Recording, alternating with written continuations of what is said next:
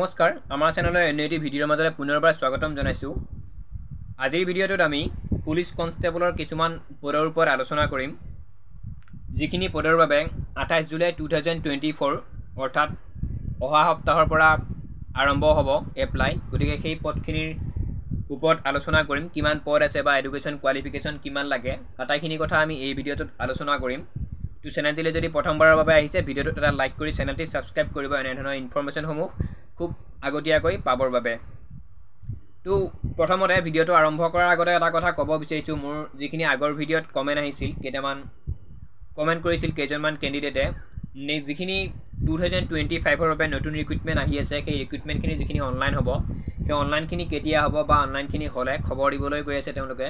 হয়, নিশ্চিতভাৱে আপোনালোকক বা তোমালোকক যেতিয়া নেকি অনলাইন ষ্টাৰ্ট হয় তেতিয়াই নিশ্চিতভাৱে ভিডিঅ' বনাই নটিফিকেশ্যন আপোনালোকৰ ওচৰত পঠিয়াই দিম। যেতিয়াই অনলাইন ষ্টাৰ্ট হয় তেতিয়াই, সেইটো আপোনালোকে চিন্তা কৰিব নালাগে।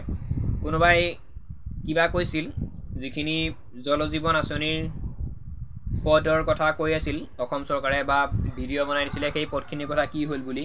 সেই পদখিনি বৰ্তমানলৈকে আবেদন চলি আছিলে কেইদিনমানৰ আগলৈকে, এতিয়া হয়তো আবেদনটো বন্ধ হৈছে, আকৌ পিছত আবেদন উলিয়াই দিব তেওঁলোকে ৰিক্ৰুইটমেণ্টৰ বাবে। তো যেতিয়াই আকৌ নতুন আবেদন আহে নিশ্চিতভাৱে আপোনালোকক জনাই দিম।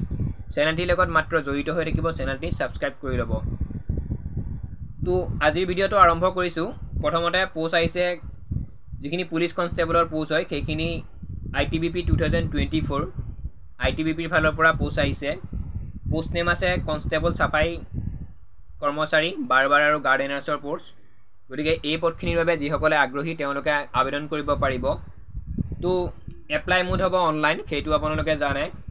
28 জুলাই 2024ৰ পৰা অনলাইন এপ্লাই ষ্টাৰ্ট হ'ব আৰু 26 আগষ্ট 2024ত অনলাইন এপ্লাইটো অফ হ'ব। গতিকে আজি হ'ল 21, আজি হ'ল 21 তাৰিখ, 28 জুলাইৰ পৰা হ'ব। গতিকে আৰু মাজত এসপ্তাহমান সময় আছে।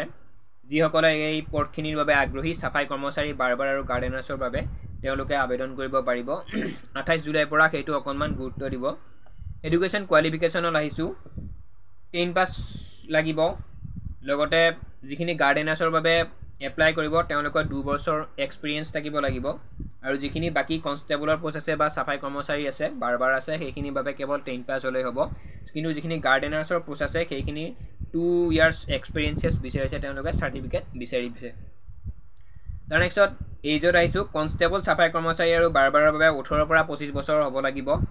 আৰু যিখিনি গাৰ্ডেনাৰ্ছ আছে তেওঁলোকৰ 18ৰ পৰা 23 বছৰ। আকৌ কৈ দিছোঁ, কনষ্টেবল যিখিনি পদ আছে বাৰবাৰ সেইখিনিৰ বাবে হ'ব লাগিব 18ৰ পৰা 25 বছৰ। আৰু যিখিনি গাৰ্ডেনাৰ্ছ আছে তেওঁলোকৰ 18ৰ পৰা 23 বছৰ। তো আকৌ গুৰুত্ব দিব ভালদৰে, পদখিনি খুব ভাল পদ, যিসকলে আবেদন কৰিব বিচাৰিব তেওঁলোকে আবেদন কৰিব পাৰিব।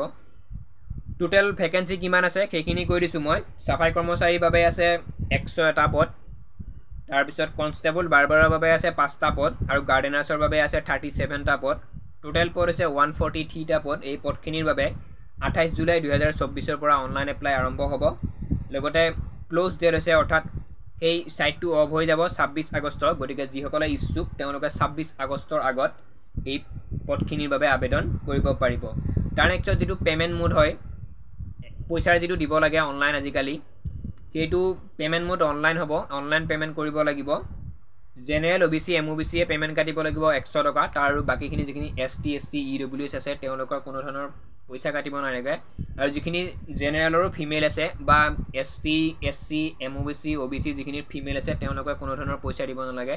মানে যিখিনি ফিমেল আছে ফিমেলখিনিৰ প্ৰায় বেছি সংখ্যক অনলাইনতে তেওঁলোকে পইচা নলয়।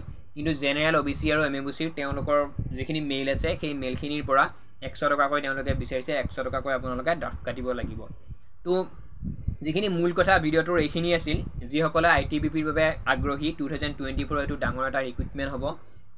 জুলাই 28 তাৰিখৰ পৰা অনলাইন এপ্লাই আৰম্ভ হ'ব আৰু 26 আগষ্টত এই এপ্লাইটো ক্ল'জ হ'ব। গতিকে যিখিনিয়ে আবেদন কৰিব বিচাৰিছে তেওঁলোকে আবেদন কৰিব পাৰিব। ভিডিঅ'টো ইমানেই আছিল। গতিকে ITBPৰ ফালৰ পৰা যদি আৰু কিবা নতুন ইনফৰমেশ্যন আহে আপোনালোকক আমি নিশ্চয় জনাই দিম। চেনেলটিৰ লগত জড়িত হৈ থাকিব, চেনেলটি ছাবস্ক্ৰাইব কৰিব। ধন্যবাদ। জয় আই অসম।